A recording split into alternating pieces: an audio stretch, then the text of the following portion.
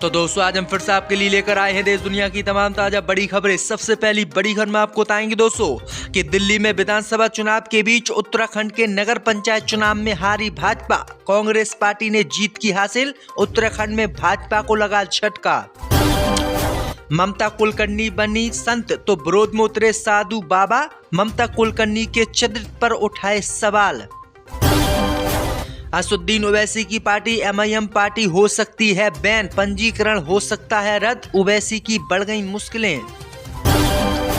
महाकुंभ में बाबाओं ने सनातन बोर्ड बनाने की सरकार से मांग की, बोले जब तक सरकार बोर्ड नहीं बनाएगी नहीं छोड़ेंगे महाकुंभ। गाजा पट्टी में जिंदा निकला हमास का टॉप कमांडर फैयाद, इजराइल कर रहा था मारने का दावा, नेतन्याहू की नींद उड़ी। वक्फ बोर्ड पर बनी JPC की बैठक में हंगामा होने के बाद ओवैसी समेत विपक्ष के 10 सांसदों को सरकार ने किया सस्पेंड, पूरे देश में छिड़ा विवाद। तो दोस्तों सभी खबरों को आपको एक एक कर बताने वाले हैं, वीडियो को लाइक कर चैनल को सब्सक्राइब कर दें। इसी बीच पर तो दोस्तों अगली खबर की ओर, तो दिल्ली विधानसभा चुनाव के बीच उत्तराखंड से बीजेपी को लगा झटका। नगर पंचायत के चुनाव में भाजपा की हुई हार, कांग्रेस ने की जीत हासिल। दोस्तों आपको बता दें कि दिल्ली विधानसभा चुनाव के बीच उत्तराखंड में हुए नगर पंचायत चुनाव में बीजेपी को बड़ा झटका लगा है। यहां कांग्रेस प्रत्याशी ने बीजेपी के रानीखेत जिला अध्यक्ष को नगर पंचायत के चुनाव में हरा दिया है। दरअसल आपको बता दें कि रोमांचक मुकाबले में कांग्रेस प्रत्याशी गंगा बिष्ट ने अपनी ही चाची बीजेपी की लीला बिष्ट को 448 मतों से हरा दिया है, जबकि अन्य प्रत्याशी अपनी जमानत नहीं बचा पाए। मतगणना का कार्य कड़ी सुरक्षा में सुबह 8 बजे शुरू हुआ। बीजेपी ने बहुत ज्यादा गड़बड़ी करने की कोशिश की, लेकिन बीजेपी फिर भी चुनाव नहीं जीत पाई और अंत में 448 वोटों से बीजेपी को हार का सामना करना पड़ा। इसी बीच पर तो दोस्तों अगली खबर की ओर, तो ममता कुलकर्णी बनी संत, विरोध में उतरे बाबा, बताया बेकार। दोस्तों आपको बता दें कि मशहूर एक्ट्रेस ममता कुलकर्णी बॉलीवुड की मशहूर अदाकारा रह चुकी हैं। वह अपनी कमाल की खूबसूरती, बोल्डनेस को लेकर चर्चा में रहती थी, लेकिन अब एक्ट्रेस किन्नर अखाड़े की महामंडलेश्वर बन चुकी है और उन्होंने अपना सारा कुछ त्याग कर संत रूप अपना लिया है। वहीं आपको बता दें कि संत रूप उनके अपनाने से अब बाबा उनके विरोध में उतर आए हैं। दरअसल आपको बता दें कि एक्ट्रेस को महामंडलेश्वर बनाते ही आधे संत इसका विरोध कर रहे हैं और आधे इनके समर्थन में हैं। एक तरफ संतों का कहना है कि किसी को भी संत बनाने से पहले उसका चरित्र देखा जाता है, ऐसे किसी को भी उठाकर संत नहीं बना सकते, ये महापाप हुआ है। तो वहीं दूसरी तरफ कुछ संतों का कहना है कि संन्यास लेने का अधिकार हर किसी को है और एक वैश्या को भी गुरु बनाया गया था, इसलिए योग्यता से किसी को भी महामंडलेश्वर बनाया जा सकता है। तो ये बड़ी अपडेट आई दोस्तों कि ममता कुलकर्णी के बाबा बनने से बवाल छिड़ गया है। इसी बीच पर तो दोस्तों अगली खबर की ओर, तो असदुद्दीन ओवैसी की बड़ी मुश्किलें खत्म हो सकती है, ओवैसी की पार्टी MIM। दोस्तों आपको बता दें कि ओवैसी की पार्टी ऑल इंडिया मजलिस इत्तेहादुल मुस्लिम का पंजीकरण रद्द हो सकता है। दिल्ली उच्च न्यायालय ने निर्वाचन आयोग द्वारा असदुद्दीन ओवैसी की पार्टी MIM का पंजीकरण रद्द करने का अनुरोध करने वाली याचिका के खिलाफ फैसले को बरकरार रखा है। दरअसल आपको बता दें कि पूर्व कार्यवाहक मुख्य न्यायाधीश विभू बाफरू और न्यायमूर्ति तुषार राव गडेरा की पीठ ने 16 जनवरी के फैसले में एकल न्यायाधीश के फैसले से सहमति जताई। इसके बाद खंडपीठ ने तिरुपति नरसिम्हा मुरारी की अपील खारिज कर दी। दरअसल आपको बता दें कि असदुद्दीन ओवैसी की पार्टी को मुसलमानों को आगे बढ़ाने की पार्टी बताया जाता है और इसी पार्टी के खिलाफ कोर्ट में याचिका डाली गई थी और इस पर बैन लगाने की मांग की गई थी और कहा गया था कि अगर ये पार्टी आगे रही तो ISI की तरह काम करेगी, लेकिन कोर्ट ने फैसला सुरक्षित रख दिया है। अब उम्मीद यही जताई जा रही कि ओवैसी की पार्टी का पंजीकरण रद्द हो सकता है और ओवैसी की पार्टी पर बैन भी लग सकता है। इसी बीच पर तो दोस्तों अगली खबर की ओर, तो हमास ने इजराइल की 4 महिला सैनिकों को और किया रिहा, भीड़ के सामने परेड कराने के बाद रेड क्रॉस को सौंपा। दोस्तों आपको बताने कि हमास ने इजराइल की 4 और महिलाओं को छोड़ दिया है। दरअसल आपको बता दें कि रिपोर्ट में जानकारी सामने आई है कि हमास ने इन 4 महिलाओं के बदले लगभग 200 फिलिस्तीनी कैदियों को इजराइल से छुड़वाया है। वहीं आपको बता दें कि इजराइल की सरकार एक सैनिक के बदले लगभग 50-60 फिलिस्तीनी कैदियों को छोड़ रही है।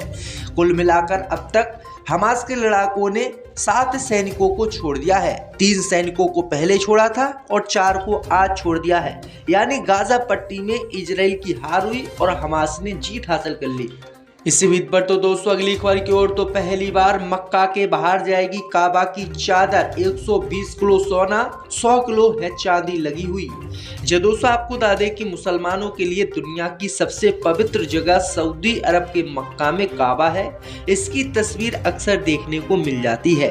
काबा के ऊपर एक काले रंग का कपड़ा होता है जिसे गिलाफ कहा जाता है, लेकिन यहीं पर एक और चादर होती है जिसे किस्वा कहा जाता है। ये हर साल बदली जाती है। किस्वा को पहली बार मक्का शहर के बाहर किसी सार्वजनिक जगह पर दिखाया जा रहा है। दरअसल आपको बता दें कि 25 जनवरी को इस्लामिक आर्ट्स बनाने वाले 2025 जेद्दा के किंग अब्दुल अजीज अंतर्राष्ट्रीय हवाई अड्डे के वेस्टर्न हज टर्मिनल पर शुरू हो रहा है। इस प्रोग्राम का मुख्य आकर्षण मक्का में मौजूद पवित्र काबा की किस्वा होगी। ये पहली बार है जब पूरी किस्वा को मक्का के बाहर कहीं प्रदर्शित किया जाएगा। वहीं आपको बता दें कि इसमें 120 किलो सोना लगा हुआ है, 100 किलो चांदी इस चादर में लगी हुई है। अब देखना होगा कि ये चादर पहली बार कहां जाती है। इस बीच पर तो दोस्तों अगली खबर की ओर तो कुंभ मेले के बाबाओं ने सनातन बोर्ड बनाने की मांग की, बोले नहीं छोड़ेंगे कुंभ। दोस्तों आपको बता दें कि वक्फ बोर्ड की तर्ज पर अब बाबाओं ने सनातन बोर्ड बनाने की सरकार से मांग की है। बाबाओं का कहना है कि जब तक केंद्र की मोदी सरकार या उत्तर प्रदेश की योगी सरकार सनातन बोर्ड नहीं बनाएगी तब तक वो महाकुंभ को नहीं छोड़ेंगे। दरअसल आपको बता दें कि बाबाओं का कहना है कि जिस तरह से मुसलमानों का वक्फ बोर्ड है उसी तरीके से हमारा भी सनातन बोर्ड होना चाहिए। लेकिन इन बाबाओं को ये पता नहीं है कि मठ मंदिरों और धर्मशालाओं के लिए कितनी जमीन इनके पास है। इतनी तो वक्फ बोर्ड के पास भी नहीं है जितनी जमीनें मंदिरों और धर्मशालाओं के लिए, मठों के लिए है। वहीं आपको बता दें कि अब बाबाओं ने धमकी दी है सरकार को, अगर सरकार वक्फ बोर्ड नहीं बनाएगी तो वो कुंभ मेले से नहीं उठेंगे और यहीं पर ही बैठे रहेंगे। अब देखना ये होगा कि सरकार इन बाबाओं को कैसे समझाती है या सनातन बोर्ड बनाएगी या नहीं। इसी बीच पर तो दोस्तों अगली खबर की ओर तो गाजा पट्टी में जिंदा निकला हमास का टॉप कमांडर फैयाद, इजराइल कर रहा था मारने का दावा। दोस्तों आपको बता दें कि गाजा पट्टी में चल रहे संघर्ष के बीच इजराइल के लिए बुरी खबर सामने आई है।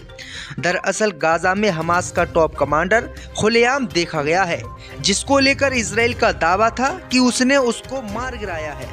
हाल ही में लागू किए गए संघर्ष विराम के बीच हमास के top senior commander Hussain Fayad की वापसी ने इजराइल की मुसीबत बढ़ा दी है।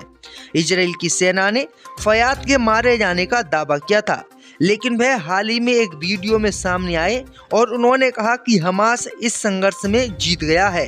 वहीं आपको बता दें कि जैसे ही कमांडर ने ये दावा किया तो इजराइल की नींद उड़ गई और इजराइल की सेना को अब दुनिया भर के देश गाली दे रहे हैं और इजराइल की जनता ही सेना को नपुंसक और बेकार बता रही है। इससे बीच पर तो दोस्तों अगली खबर की ओर तो वक्फ बोर्ड पर बनी जेसीपी की बैठक में हुआ हंगामा, 10 विपक्षी सांसद सस्पेंड। दोस्तों आपको बता दें कि वक्फ बिल पर बनी जेपीसी की बैठक में हंगामा हो गया है। इस हंगामे को देखते हुए मार्शल बुलाए गए। असुद्दीन ओवैसी और कल्याण बनर्जी समेत 10 विपक्षी सांसदों को जेपीसी सदस्य से एक दिन के लिए सस्पेंड कर दिया गया है। विपक्षी सांसदों का आरोप है कि उनकी बात नहीं सुनी जा रही है। जेपीसी में विपक्षी दलों के सांसदों को निलंबित करने का प्रस्ताव बीजेपी सांसद निशिकांत दुबे लाए थे। चेयरमैन जगदम्बे पाल ने उस प्रस्ताव को स्वीकार कर लिया है। इसमें असुद्दीन ओवैसी, इमरान मसूद, कल्याण बनर्जी, अरविंद सावंत, नासिर हुसैन, ए राजा, मुहिबुल्ला नदवी, एम अब्दुल्ला, नदीमुल हक, मोहम्मद जावेद का नाम शामिल है। यानी इन 10 सांसदों को सस्पेंड कर दिया गया है। अब देखना होगा कि आगे ये कार्रवाई करेंगे या फिर नहीं। इसी बीच पर तो दोस्तों अगली खबर की ओर तो गाजा पट्टी में जिंदा निकला हमास का टॉप कमांडर फैयाद, इजराइल कर रहा था मारने का दावा। दोस्तों आपको बता दें कि गाजा पट्टी में चल रहे संघर्ष के बीच इजराइल के लिए बुरी खबर सामने आई है। दरअसल गाजा में हमास का टॉप कमांडर खुलेआम देखा गया है, जिसको लेकर इजराइल का दावा था कि उसने उसको मार गिराया है। हाल ही में लागू किए गए संघर्ष विराम के बीच हमास के top senior commander Hussain Fayad की वापसी ने इजराइल की मुसीबत बढ़ा दी है। इजराइल की सेना ने फयाद के मारे जाने का दावा किया था, लेकिन वह हाल ही में एक वीडियो में सामने आए और उन्होंने कहा कि हमास इस संघर्ष में जीत गया है। वहीं आपको बता दें कि जैसे ही कमांडर ने ये दावा किया तो इजराइल की नींद उड़ गई और इजराइल की सेना को अब दुनिया भर के देश गाली दे रहे हैं और इजराइल की जनता ही सेना को नपुंसक और बेकार बता रही है।